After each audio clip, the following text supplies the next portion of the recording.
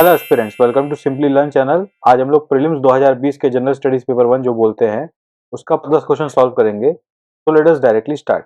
61 number question क्या बोल रहा है? In India which of the following can be considered as public investment in agriculture. अब इसमें से क्या चीज है जो पब्लिक इन्वेस्ट करता है, माने गवर्नमेंट। पब्लिक इन्वेस्टमेंट माने government tax money, public money जो होता है वो एग्रीकल्चर में इन्वेस्टमेंट है। पहला स्टेटमेंट क्या है? Fixing minimum support price for agriculture produce of all crops. ये बात गलत है, पब्लिक इन्वेस्टमेंट के अंदर नहीं आता। सेकंड क्या? Computerization of primary agriculture credit society. Yes, एक तरह का हम लोग का, आप समझ लो कि क्रेडिट लैंड, क्रेडिट का पर्पस क्या है? एग्रीकल्चर में क्रेडिट मिलेगा तो फार्मर्स अपना क्रॉप ग्रो कर पाएंगे। तो एक तरह का इनपुट, आप समझ लो इन्वेस्टमेंट हो गया इनपुट साइड में, सेकंड वाला पार्ट। थर्ड क्या है? Social capital development. थर्ड क्या है? Social capital development. यस, ये वाला बात बिल्कुल सही है। सोशल कैपिटल डेवलपमेंट भी एक तरह का, सोशल कैपिटल मतलब क्या कि लोगों का एक ग्रुप बना दिया हम लोगों ने, समझ रहे हो? फार्मर प्रोड्यूसिंग ऑर्गेनाइजेशन बना दिया मान लीजिए। ये ऐसा कोई social capital grade, social capital is basically एक दूसरे से लोगों को जो बेनिफिट मिल रहा है उस पार्ट को सोशल कैपिटल बोलते हैं। ट्रस्ट, सोशल कोहेजन, ये सब सोशल कैपिटल के अंदर आता है। तो ये भी पब्लिक इन्वेस्टमेंट है, बिल्कुल सही बात है। फिर उसके बाद क्या है? Free electricity supply to farmers. देखिए ये पब्लिक इन्वेस्टमेंट नहीं माना जाएगा, ये इन्वेस्टमेंट नहीं है, ये एक तरह का सब्सिडी फ्री भी बोल सकते हो आप। वेवर ऑफ एग्रीकल्चर लोन, ये भी इन्वेस्टमेंट नहीं है। इन्वेस्टमेंट तब होता है जब उससे रिटर्न आए। देखिए investment is something on which you expect return. इससे हम लोग रिटर्न एक्सपेक्ट कर रहे हैं, इससे हम लोग रिटर्न एक्सपेक्ट कर रहे हैं। ये हम लोग वेलफेयर के लिए कर रहे हैं, लोगों की भलाई के लिए। भाई चलो ठीक है, नुकसान ना हो लोगों के हिसाब से, इसलिए रॉन्ग हो गया। ये भी उसी पर्पज से दोनों है। सिक्स क्या है? Setting up cold storage facility, बिल्कुल सही। अब ये सब देखिए, जो तीन मेजर है ना, 2, 3, 6, इससे क्या है? लॉन्ग टर्म में इंफ्रास्ट्रक्चर डेवलप हुआ है, लॉन्ग टर्म में ऑर्गेनाइजेशन को बेनिफिट हुआ है, जिससे ये जो इन्वेस्टमेंट है इससे लोगों का कैपेबिलिटी बढ़ेगा और लोग खुद से इस इन्वेस्टमेंट से रिटर्न गेन कर पाएंगे, इसलिए ये इन्वेस्टमेंट है। That's why it is return public investment, not public cost, public subsidy, ऐसा कुछ नहीं बोला है। इन्वेस्टमेंट बोला है। इन्वेस्टमेंट माने we expect return in that. 2, 3, 6 is the most accurate answer. Answer is C. 62 number question पे आते हैं। What is the importance of the term interest coverage ratio of a firm in India? वो loan आपने लिया, उसका एक ब्याज होता है, इंटरेस्ट, जो आपको चुकाना पड़ता है उस लोन के बिहाफ में regularly on a period, fix period जो लोन के टाइम डिसाइड किया जाता है। अगर आपका interest coverage ratio particular time period का नहीं है तो कोई भी आपको रिस्क क्यों लेगा भाई आपको पैसा देने का? लोग चाहेंगे ना भाई सेफ रहे पैसा हमारा। तो वो इंटरेस्ट कवरेज रेशियो अगर कुछ टाइम के लिए होता है तो बैंक को ट्रस्ट होता है कि आप कुछ पैसा तो चुका पाओगे, उस प्रिंसिपल पे काम करता है। तो सेकंड स्टेटमेंट, फर्स्ट स्टेटमेंट क्या है? It helps understanding the present risk. ये बात सही है। सेकंड क्या है? It helps in evaluating the emerging risk of firm that bank is giving loan to. ये बात भी सही है। टू वन और टू दोनों सही है।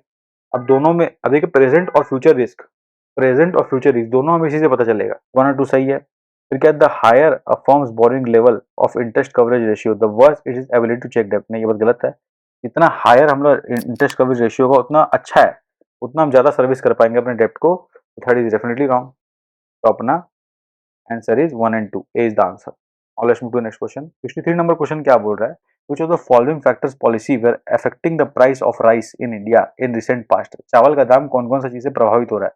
एमएसपी से हो सकता है, लेकिन देखिए रिसेंट बोला है, रिसेंट पास्ट बता रहा है। एमएसपी, ये एमएसपी से प्रभावित होगा बिल्कुल। गवर्नमेंट ट्रेडिंग, बिल्कुल, अगर गवर्नमेंट ट्रेड करने लगा राइस में दाम कम बेसी हो सकता है। गवर्नमेंट अगर एक्सपोर्ट कर रहा है तो उस हिसाब से, या फिर इम्पोर्ट कर रहा है तो उस हिसाब से, तो गवर्नमेंट ट्रेडिंग में फर्क पड़ेगा।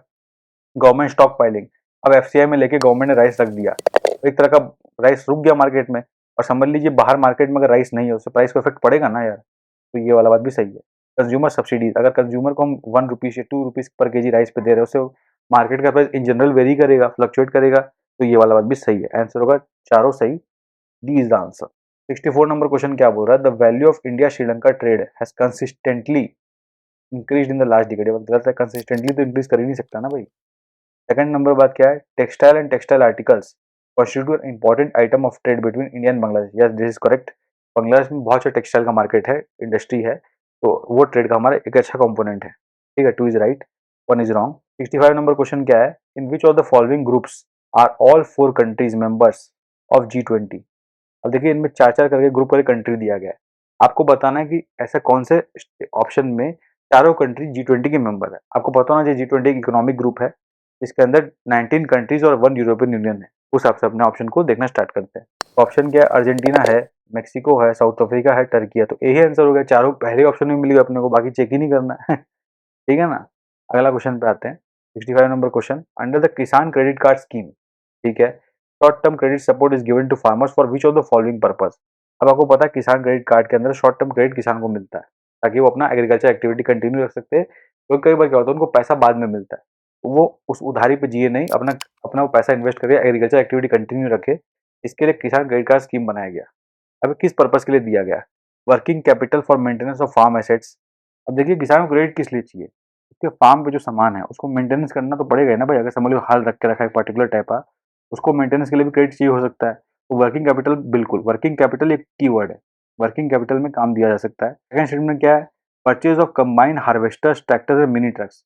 भाई देखो, अब किसान क्रेडिट में शॉर्ट टर्म लोन दे रहे हैं। शॉर्ट टर्म क्रेडिट का मतलब ये नहीं कि आप बड़ा बड़ा मशीन हार्वेस्टिंग ट्रक खरीद के एकदम लगा दो लाइन से, पैसा लेके मजे थोड़ी ना करने हैं। तो टू इज रॉन्ग। थर्ड, या consumption requirements of farm household, बिल्कुल सही।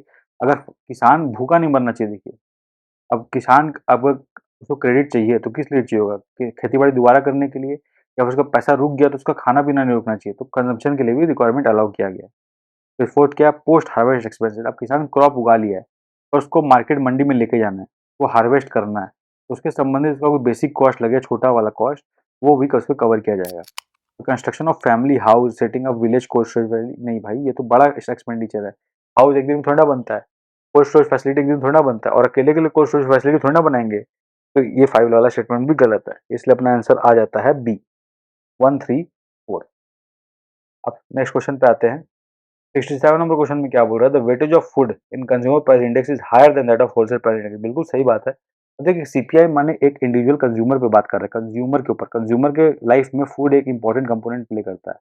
उसका मैक्सिमम परचेज जो होता है फूड से रिलेटेड होता है, या फूड के इर्द गिर्द घूमता रहता है प्राइमरी। लेकिन फूड तो 3 टाइम इंसान खाएगा ही। तो उसमें लॉजिकली भी आप देखो, अगर नहीं पता कि सीपीआई डब्ल्यू में क्या कंपोनेंट है, तो भी आप सोचो तो कंज्यूमर के टर्म में फूड का जो वेटेज होगा वो ज़्यादा होना चाहिए डब्ल्यूपीआई से।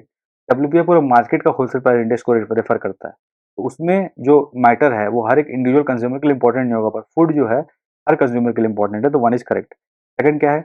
WPI does not capture the changes in price of services. बिल्कुल सही बात है। डब्ल्यूपीआई सिर्फ गुड्स का प्राइस को कैप्चर करता है, सर्विस कर नहीं कर पाता। सीपीआई वो काम को करता है। तो 1 और 2 इज राइट। थर्ड स्टेटमेंट क्या? Reserve Bank of India has now adopted WPI as its new key measure of inflation. नहीं भाई, हम लोग सीपीआई जो है उसी को हेडलाइन इन्फ्लेशन की तरह यूज करते हैं अपने कंट्री के अंदर। CPI combined is our headline inflation indicator जो आरबीआई मेजर करता है। Third is wrong. अपना आंसर क्या आ गया? Answer is A. 68 number question में क्या है? कुछ रिवर दिया है, वो कहाँ फ्लो फाइनली फ्लो इनटू करता है, उस पर मैच द कॉलम करना है। पहला मेकॉन्ग। मेकॉन्ग देखिए आपको पता है साउथ ईस्ट एशियन रिवर है। तो ये अंडमान सी में तो नहीं जाएगा, साउथ चाइना सी के आसपास जाएगा। तो 1 is definitely wrong. 1 is wrong, तो ए और डी कट गया। आपने वो सिर्फ 4 नंबर चेक करना है। 4 नंबर चेक करेंगे वो आंसर मिल जाएगा। बाकी में 2 तो ऑप्शन से एलिमिनेट हो गया, और 3 राइट है डेफिनेटली। ठीक है। अब जाम्बेजी। जाम्बेजी जो है, जो अफ्रीकन रिवर है, longest east flowing African river है। अब अफ्रीकन कॉन्टिनेंट ऐसा होता है, और यहाँ के उसके इस साइड में क्या होता है? इंडियन ओशन ही होता है। तो 4 इज करेक्ट। तो अपने पास 4 करेक्ट है, तो अपना आंसर सी हो गया। I you understand? Now let's move to next question. 69 number question क्या बोल रहा है? In case of all cereals, pulses and oil seeds, the procurement at MSP is unlimited in any state UT of India. बात गलत है। अब देखिए all cereal pulse बोला, all cereal, all pulses, all oil seeds. Procurement at MSP is unlimited. अब समझ लीजिए सारा ही, कोई भी दाल उगा के ला रहा है, कोई भी चावल उगा के ला रहा है, कोई भी माने ऑयल सीड उगा के ला रहा है, तो वो सब थोड़ी ना खरीद लेंगे। हम लोग ऑयल सीड इम्पोर्ट क्यों करेंगे? हम सबको एमएसपी देके बोलेंगे आप देसी में हुआ ऑयल सीड, मजा आएगा। तो ये हम लोग नहीं कर रहे भाई। हम लोग इतना एक्स्ट्रा लेके एफसीआई में थोड़ा ना गोडाउन को भरना, ऑलरेडी भर भर के ओवरफ्लो हो रहा है। ये बात गलत है। सेकंड स्टेटमेंट क्या है? In case of cereals and pulses, the MSP is fixed in any state UT at a level to which the market price will never rise. ये बात गलत है भाई। एमएसपी का मतलब है मिनिमम सपोर्ट प्राइस, ना कि maximum maximum support price. MSP का पर्पस ये है कि अगर कोई क्रॉप फार्मर ग्रो कर रहा है उसका नुकसान ना हो। ठीक है। अगर मार्केट प्राइस अगर उतना पहुंच ही नहीं सकता जितना हम लोग एमएसपी दे रहे हैं, तो मार्केट क्यों भाई अपना काम करेगा? मार्केट तो एमएसपी पे डिपेंडेंट हो जाएगा। तो फिर एमएसपी का मकसद ही खत्म हो गया। इसलिए स्टेटमेंट गलत है। इसका आंसर होगा डी।